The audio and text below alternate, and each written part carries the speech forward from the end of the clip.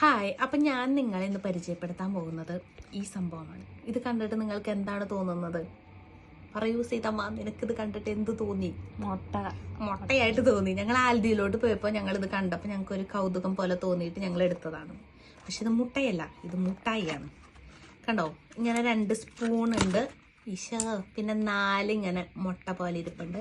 പിന്നെ നമുക്കിനി ഇത് പൊട്ടിച്ച് നോക്കാം. ആൾക്കാരെ പറ്റിക്കാൻ വേണ്ടി മുട്ടയാണോ നോക്കിയാലോ.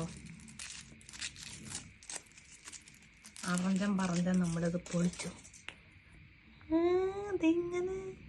ഇതിങ്ങനെ അടഞ്ഞ സാധനം ഇങ്ങനെ തുറക്കാം. ഇത് ചോക്ലേറ്റ് ആട്ടാ, ചോക്ലേറ്റ് അത് രുചി. പിന്നെ ഇതിങ്ങനെ എടുത്തിട്ട് രുചിയുണ്ട്.